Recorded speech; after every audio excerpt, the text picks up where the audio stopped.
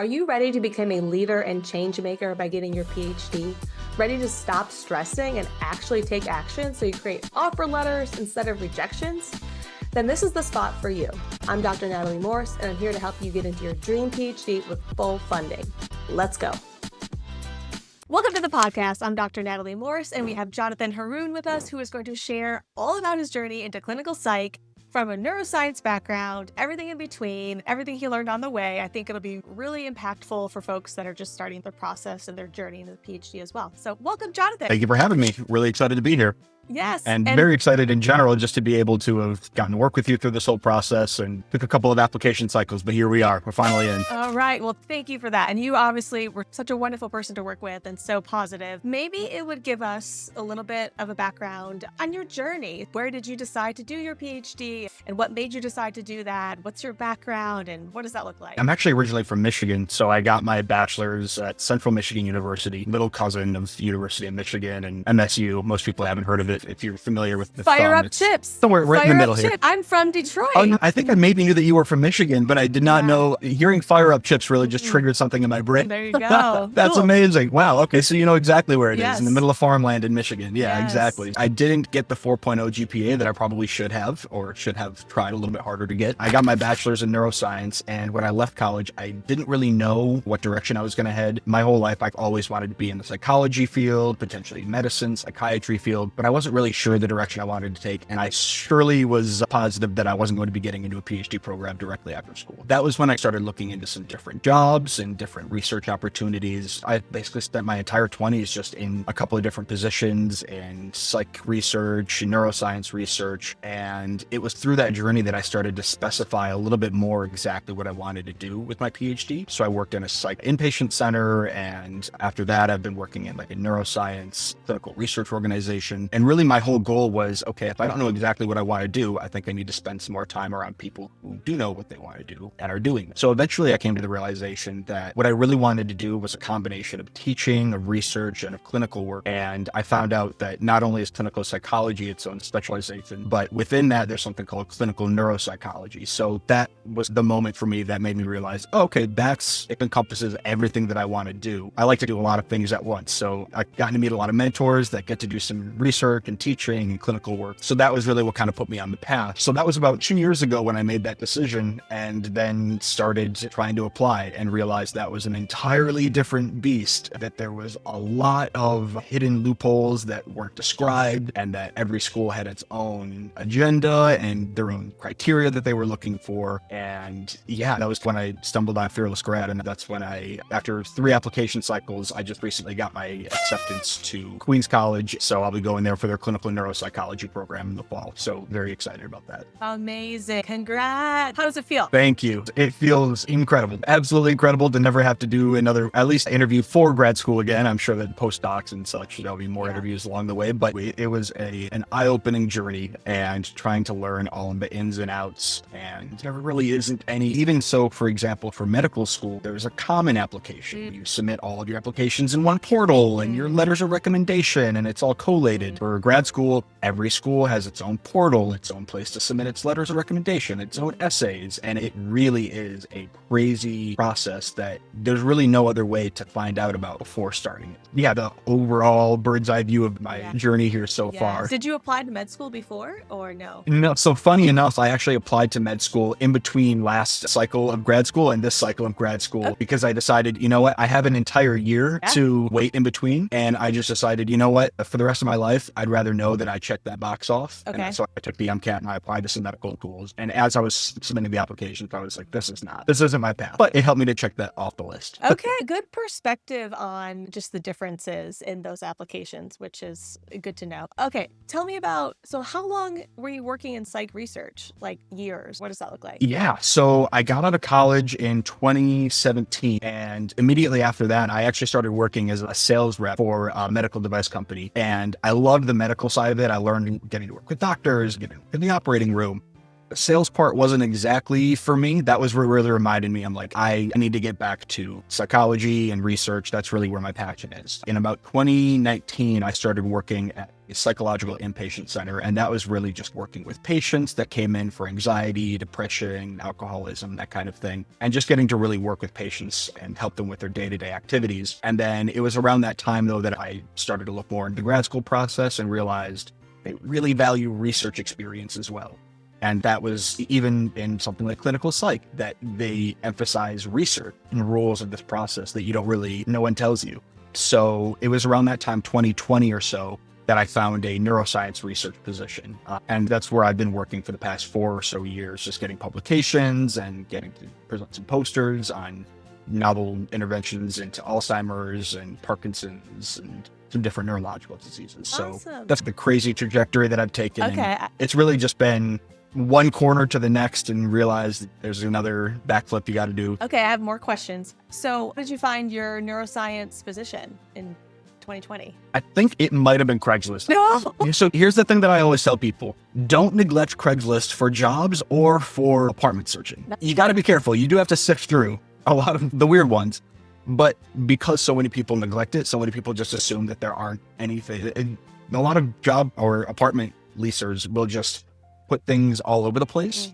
But some don't think about the amount of applications that you get on LinkedIn, the amount of applications that you get on Glassdoor, or for apartments. It's just Trulio, whatever it is. Yeah. Well, at least it's a backdoor in. Yeah, Craigslist doesn't get quite as many, I imagine. Yes, exactly. And funny enough, I was taking that into consideration, and I also reached out on their patient portal. So this is how I got my previous psych job. I knew that everybody was going to be submitting their applications to the website or whatever it was. So I also just typed in the new patient portal and said, hi, this might not be the right place, but I'm also interested in this position. And I submitted my application to the portal. Hi, here I am. Through the noise. In any way I could break through the noise. Exactly. Okay, so that's how you got the clinical role, and then the other one through Craigslist, but you still had to apply and interview and all that. Tell me more about that process or how that worked for you. Totally. For me, what I've had to do is, again, I didn't get the 4.0 that when I talk to like younger students today, I'm like, please, I know I didn't want to listen. Just please study, please get a good grade, because I feel like I've spent my 20s trying to stack up all of these experiences to try to make up from that. So I always recommend to people, I know you don't want to hear it. I didn't want to hear it. Just please study. The GPA follows. If you have any interest in grad school or any type of post-bachelor schooling, your GPA matters. To answer your question, I feel like what I've done throughout my 20s is swing one experience into the next. So I got some kind of hospital clinical experience with my medical device cell job, which I swung into a clinical psych volunteer working with patients experience. And then from there, I was able to swing that psych experience into neuroscience research experience. So it was just linking one thing to the next and trying to identify what the next step was and see if there's any way that I could link my previous experience to that. So that's been the path that I've been on. And it's required a lot more creativity, which again is why I recommend just getting a good GPA. Well, I love it. Okay. I have more questions. What was your GPA in undergrad? I think it was 3.3. Okay. So serviceable. Yes. And then did you end up doing a master's at all? I did not, no. So that was the tricky part. Was I started working right out of school, and I had moved across the country to Los Angeles, and I was starting to pay for my own apartment and my own living expenses. So it's also hard to get yourself back in that mindset of I'm going to be a student and taking out loans once you've already been in the working world. That was what put me more so on the PhD track, where I realized, you know what, I'm either going to go for all of it, or that was part of the hesitation with something like med school, where it's like, man, turning the corner on $400,000 in debt. Plenty of people do it. I don't know if I have the stomach for it. Okay. But when you went from your sales job to the clinical inpatient role, I'm sure that was a drop in salary. How did you navigate that? Significantly. Yeah. That one was really just a little bit of a leap of faith of realizing I want to be in this field, and that might require me having to start back lower than I was before. And that kind of sucks, but that was a really valuable learning experience, because what do I know? I'm turning 30 soon. People said that isn't enough life experience to comment, but my experience so far has just been, if you're willing to reset yourself at the bottom, you can work your way into newer situations all the time. And I think a lot of people get stuck in this mindset of, I made it to this level and I don't want to start over again. But even for something like a PhD, you're starting over at the very bottom. That's a really growth mindset way of looking at it, because if I stay at this level, but I can't do the other things I want to do, what good is that? And so, yeah, you taking the Right. perspective of take a step back to go forward makes sense. It's just so hard to do because it requires long-term thinking, and humans are so bad at that. We're really bad at it. And honestly, I respect people that they stick with their position and they just dig in. And I say it all the time, I'm just too lazy to work in a position that I don't really love. I just know myself. I won't particularly find myself engaged and really wanting to stick with it.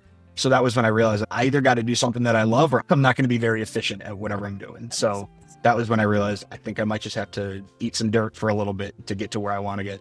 That makes sense. Okay.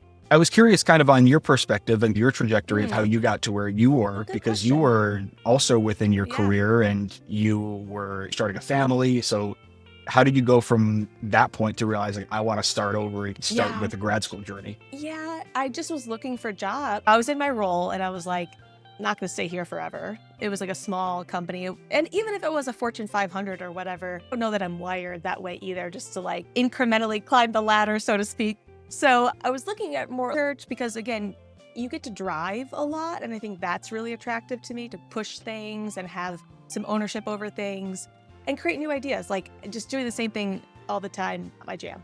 And so the roles I was looking at, they required PhDs. So it was, okay, either I get a new company job and hope that it's okay, but I'm probably going to have this itch again in 2 years. Might as well just do it now. Because I do agree, the older you get, the harder it gets. Like, I think that is a reality for most people, not all. But yeah, because you buy a house or you have kids or you have to take care of parents. We can't predict the future. So 100%. if you have the capacity right now to do something and the space, the mental capacity, then go do it. Yeah, no, I resonate with that a lot. It is hard to have that realization and then kind of make those decisions and start that path. But it also feels good in a way once you're on that path and you realize, okay, this is right. It's not as glamorous as Fortune 500 company. But it also there's something about it that feels more right. Yeah. And I don't know about you, I'm not particularly money motivated. Getting to do what I want and getting to do what I'm excited about is way more of a motivating factor for me. And I think a lot of PhD students are being similar. I agree. I like to try to push you guys to the and. I want to do what I want and be very financially successful and happy. Yes. You should have it all. Also, we don't want you to burn out, because if you're not making enough money to be financially secure and happy and a good life, then you're going to burn out. So we need both those. Yeah. Totally. What drew you to clinical over the other spaces? That's a really good question. So I think what really excited me about it was the applications that we're seeing today. We're in the stone age of neuroscience. Functional MRI only started really getting utilized in the 1990s. So it feels like we're really just starting. And I knew that I would want to be in a career where I just get to learn for the rest of my life, and getting to see these developments early on in my career of neuroscience. I was like, this really is, I think, what I want to spend the rest of my life learning about and applying. And that was the intersection for me of clinical neuropsych, where of course there's the opportunity to go a pure research route, which is fascinating in its own right. But what was really exciting for me is to bridge that gap between how are all of these developments that we're finding out about, from everything of brain metabolites, but also sleep quality and diet and microbacteria. How are all of these things affecting your well-being and your levels of depression, anxiety, all of these things. Yeah. Cognitive functioning, especially. Yeah, that's something that I'm particularly interested in, is cognitive functioning, memory impairment. And I really wanted to have kind of that biological background in order to help inform any clinical work that I do in the future. So it was wanting to have a more well-rounded and holistic perspective approaching these things going forward in my career was what excited me about that. That's so exciting. Okay. All right. Tell me about your application journey. Walk me through the different cycles and what happened and what you learned, all that stuff. Yeah. So it took 3 application cycles. And the first one was very much a English teacher in high school used to call it what she did. So you just do it. You get it out on paper and you submit it. And so my thought was, I have made this decision that I want to go to grad school. And it was, I think it was September of 2023. Oh, wow. So the month that applications were due, then I finally made that decision that, you know what, I finally have enough research experience. I'm not going to be putting this off anymore. I'm hesitant because I hear how difficult they are, but why don't I just try submitting an application and see what happens? And I didn't get in anywhere, obviously. But it at least gave me the experience of this is what the applications, this is what asking for letters of recommendation is like. I do recommend that, honestly. I don't know if it's the best advice, but I have had friends that have been considering grad school and I've been like, just submit a couple of applications because it at least takes the fear of the process out so that going into the next year, if you don't get in anywhere, you at least have a draft of your statement of purpose. You have your letters of recommendation identified. But then going into that second year was when I decided I'm just going to completely buckle down and really, I'm going to go all out. And that was when I stumbled on Fearless Grad. And it aligned perfectly with the timing of me being like, you know what, I'm going to put as much effort as I can into this.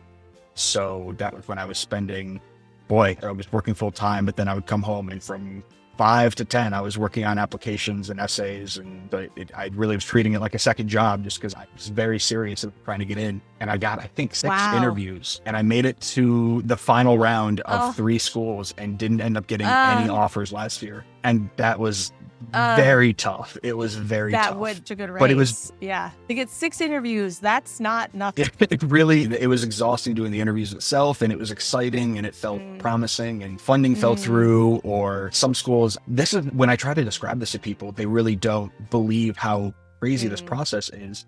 So for people who don't know, the way that you find out if you're applying to a grad school program is you go to the school's website and you look at the program for the PhD that you're trying to apply to. Then you look at the professors that are accepting a student. Then you reach out to that professor. They say, yes, I think I'm taking a student. Then you apply. Then you get your letters of recommendation. You pay for the application also. Then maybe you get an interview. Then you interview. And then what can still happen is the professor goes, hey, actually, they've decided that they're not going to be letting me take a student this year. All of that outside of your control, which is very frustrating. And you want to run your best race, and you clearly did. And this is where the universe, we can't control. Completely. And it really, I try to describe it to friends and family where they're like, oh, I thought you got interviewed. I'm like, it is the craziest process.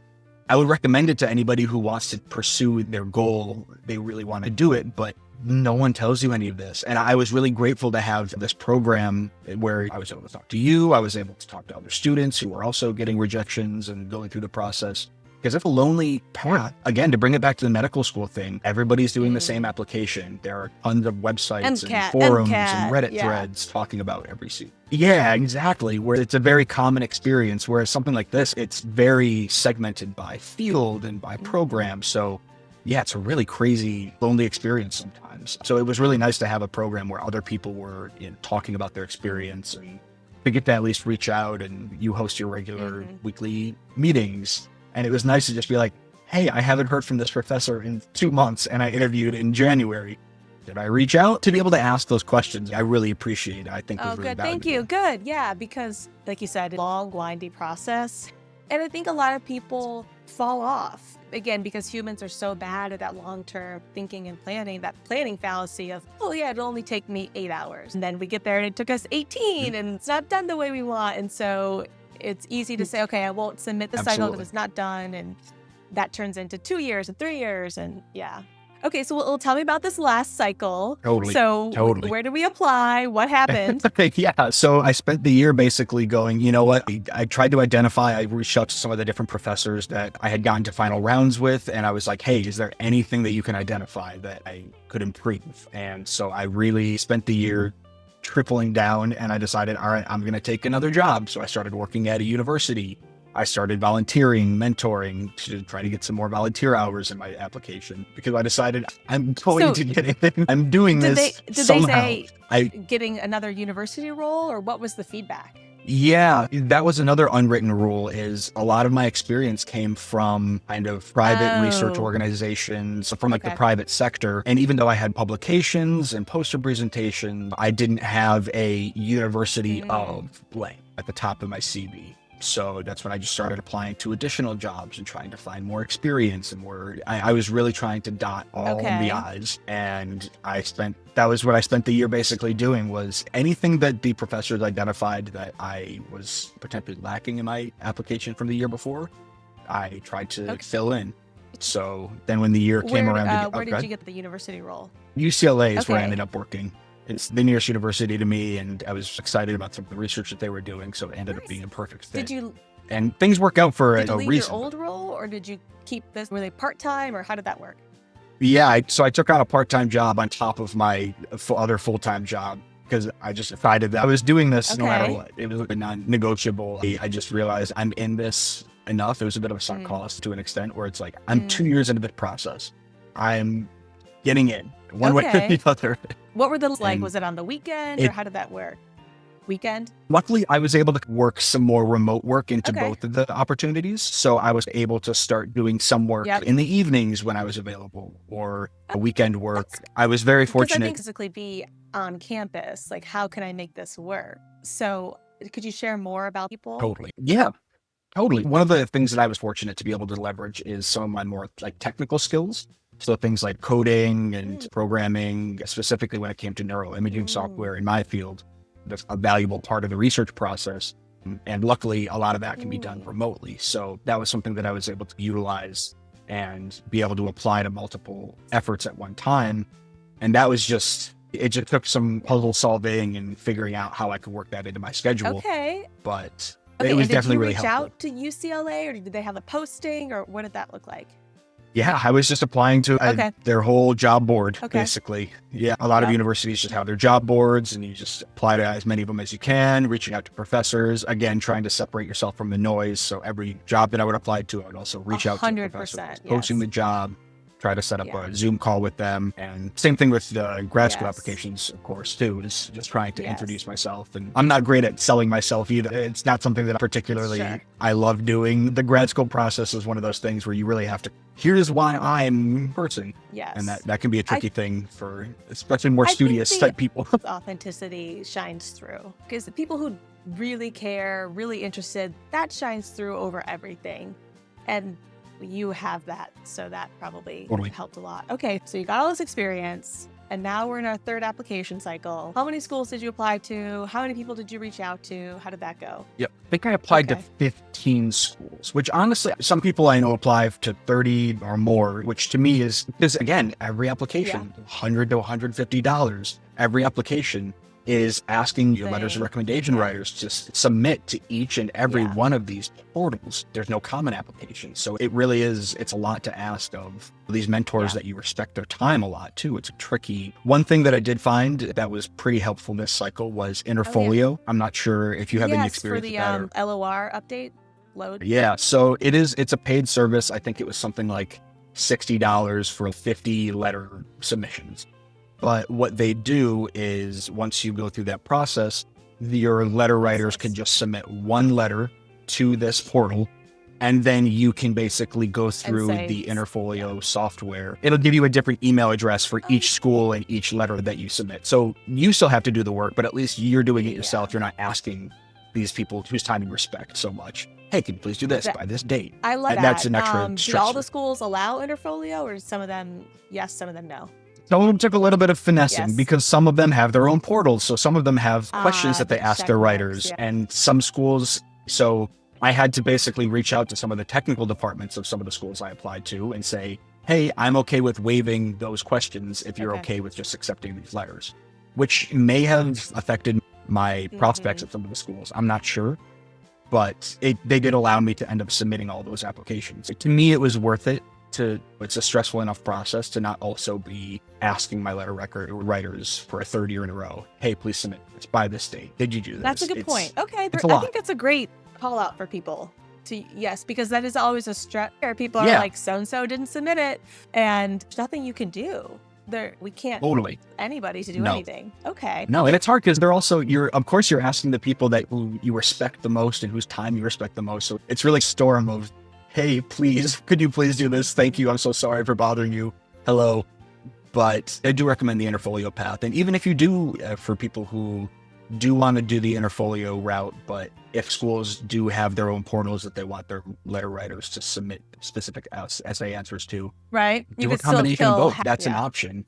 It's nice to have half of them out of the way. Exactly. So, how many interviews did you get this cycle? What did that look like? Funny enough, I only got 3 interviews this cycle, and they were mostly from schools that I had not applied to in the past. It's something that I came to find out is what can happen is if you apply to one school and you get an interview and you don't get in, you can get written off of that school. That's basically just from the loads of grad cafe forums and Reddit threads, which I don't recommend. Everyone always is obsessively scrolling those when they're applying, and everyone says not to. It's a hard thing. But yeah, no, quite a few of the schools that I had gotten interviews with the previous year, I didn't get an interview with this year. Yes. And the NIH funding, and also the go ahead. faculty that are taking students change every year, so that could have been a factor. The interview thing, yeah. Yep. Yeah, I'm glad you bring that up though too, because that is what happened. There were multiple schools that I had great interviews with. The professors were like, yeah, apply next year. And then this year came around, they're not taking a student anymore. So that ended up playing a huge factor. So were these all virtual? Did you go on site? What was that like? They were all virtual, which I am thankful for, to be applying to grad school in this age. I'm not sure if you were applying. You were probably applying right before COVID. I got to go in person everywhere, which was really fun. But yes, takes time and energy for sure. Maybe in that Did hotel they pay for the flights and everything? And the food pre-COVID. Okay, maybe it wasn't as good as I expected because I was sitting right here for all of them. But you're on for like 2 days straight. You're like, I'm excited to be here.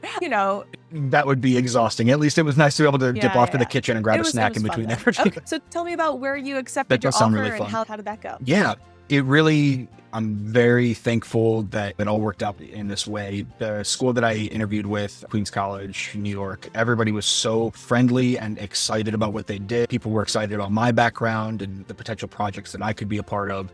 And it was the best and most enjoyable interview that I had in any cycle. So when it happened, it felt right. My interview with the advisor was great. We got along from our very first call, and our interests aligned as well. That again comes down to there are so many programs out there, and every program has its own. Not only does every program have its own interests, but every advisor has their own interests. So it's hard. You can apply to 15 schools, but your background and interests may align maybe with one of those people. This school ended up being a school that had a really strong emphasis in neuropsychology, which is exactly what I was hoping for. And yeah, it really worked out really well. So I did all 3 of my interviews. That was by far my favorite one that I did. And the offer came in the next week. It was one of the most exciting moments of my life. Just the feeling of all of that work finally to fruition is a really good feeling, especially after pushing over and over again. Congratulations. So yeah. Long process, but that's exciting. Thank you. And I thank you for all of your help along the way and for developing Fearless Grad. It was a very big piece of my ability to continue through the process and even have just a community of other people going through it. But thank you. What were like the bigger pieces that you think do in that regard? Yeah. First thing is being able to work on statement of purpose drafting and CV drafting. To look at my CV and my statement of purpose over the past 3 years, it's so different. But by the end, every sentence was in there for a reason. And I appreciate Mackenzie and your help and everyone's help that was willing to draft sentences. Hey, does a sentence make sense here? So that was really helpful. Your availability was extremely helpful. I don't know how you have the time to be answering people's Slack messages all day long, but you do somehow. And yeah, again, that's everything from, hey, I talked to this professor 3 weeks ago. I haven't heard back from them. Should I respond? That kind of thing. That was really huge. And yeah, just being in a group with other people who are going through it and being able to message with them. I think at one point I even reached out and I put up multiple of my LinkedIn profiles pictures. I was like, hey, which of my LinkedIn profile pictures would you guys recommend as I'm going into application season this year? Yes, and people voted. I was like, that's feedback, so I helpful. remember. Yeah. Okay, good. So even stuff like that, where it was just like being able to work out even the little details of the application. Okay. So, in your program, do you start with your PI or do you have some rotation period immediately matched? Okay, nice. Which I'm appreciative what's of. going on. Did you reach out to them before submitting conversations? Okay. How did that go? I did. Yep. It went really well. I got good vibes from the professor beforehand, and that was a big thing for me too, is just hearing back from them before even the application cycle and hearing that they were excited to potentially bring me on, or at least encouraging me to apply. Yeah. Feels good for somebody who you're applying to work with for 5 years to at least at first glance take a look at your CV and go, hey, I encourage you to apply to this. This could be a good match. Was this all over email or did you guys have like a phone call? Great. Yeah. It was, yeah. It's over emailing. Yes. A lot of professors, it is hard because they get so many emails from students the entire application cycle. In their head about, oh, we didn't have a Zoom call or you didn't get a response. It doesn't mean that you're not a great candidate. To your point, it's just they're busy. But An email exchange is a data Yep. point to be like, okay, like to your point, okay, it was positive. I'm curious on what you were just saying, basically about how try not to get discouraged by what the professors are saying or what they're not saying. How do you recommend to people to stay? Because one of the big things for me was just trying to not take things personally. And it's hard when you're putting all of your effort into these applications. And so what do you typically recommend to people? We're both, in a weird way, aligned on our goal to do good work and find the best fit of where the thing I want to do and my skill set is going to allow me to contribute and grow and have a great experience. So I really do feel like if it's not meant to be, that's okay, because there's a better spot for me and there's a better person for that spot, and or they don't have the money this year. That's not a me issue. That's a universe issue. So I think it really helps to remember your value and remember that your value doesn't change if you get 1 offer or 10 offers. It's not like if you get 10 offers, you're more valuable. It's like that you are a fit at those 10 places is really what it boils down to. Yeah, absolutely. And it's really, I know everybody always emphasizes it, but it's such a crazy, difficult thing to needle to thread, as they say. How many people are starting in your cohort? Do you know? Yeah, great question. I actually don't know. I know something around 600 applied, and I think 40 were interviewed. And I think it's less than 5 for sure. Yeah, it really is a wild process. And I encourage anybody that's doing it to stick with it. It's hard to say that and hard to feel that during the process. But like you said, yeah, just determining what it is that you want long term. What was the final thing for you that made you realize, like, this specific area is what I want to research and what I want to spend my PhD on? Because I think that's what a lot of people, myself included, struggle with, is deciding on one area, one specific think about interest. it like so I'm going to navigate a little bit within that arena, because when you get there, there's going to be new ideas, new people, and things always change. Neuroscience, so in 5 years, there's going to be a lot of different questions and things that don't exist today. So I try to think about it like that. Totally. But like the arena, that I try to get pretty close on that. So that was like, yeah, that was that for me. So when you were applying, how did you thread that needle of, I'm applying to 30 places, but I have this one specific research interest, but I don't want to block myself out from people who I might have a similar research interest to? I feel like that's something that comes up a lot. I only applied to 3 programs. Because of the crazy networking I did, I could easily weed things out and I knew what was a good fit or not. They were slightly different, and the PIs and my arena was water. So water management, sustainability, things like that. But yeah, the one group was more field-based and the other group was more computer modeling, and then the other group was probably a mix of that. So there were differences within that, and I had pitched to that and assess that and have those conversations to make sure it would work. So you do have to be a little bit, to your point, needle and thread at each place. Totally. And then when you were going through, because I'm all excited and bright-eyed, bushy-tailed going into the process, what was the process like for you getting into the school versus your time in the program and then getting out? I imagine getting in is the most exciting part, but I guess I'm curious what your perspective was on the journey itself. The first year is really exciting because you're just with so many smart people who care. And talk about low-hanging fruit. Like, they had this thing where you could submit an internal grant proposal to go literally like research abroad anywhere in the effing world.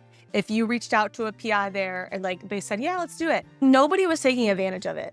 They paid, I think I was the first one to take advantage of that. And I got paid to go Australia for 2 months, paid for everything, my Airbnb, my food. And then when I got there, the PI, yeah, we're going to spend 30 grand to do some extra testing. I was like, oh no, that's a lot of money. I don't need that. He said, no, we're doing it. Boom. So just the opportunities that are available to you, I think, are really special that the majority of humans don't get access to. And that continues to be throughout the program. There are ups and downs. There's the second year slump. You're going to be like, oh, this sucks. But there's things like that all the way throughout. But continuing to find good opportunities, I think there's so many there. You can do entrepreneurial programs. You can do the research abroad. You can take Italian class if you want. You know what I mean? There's just so many different things you can do. Totally. And that is kind of something that you hear a lot is people say, apply to all of the grants that you can, because oftentimes they get submitted or posted and one person applies and they end up getting it, which is a crazy thing, but you do hear that a lot. So it's nice to hear that was your experience. Excited as well. for you. Anything else you want to share about your space or Anything in that regard? Not that I can think of. I appreciate you having me on, and just thankful for the time to get to chat about this and all of the help that you've given along the way. It's been a crazy process, but excited to be moving on to the next steps and hopefully sharing any developments with you along the way. Thank you, Jonathan. Thank you. Will do. Thanks for having me.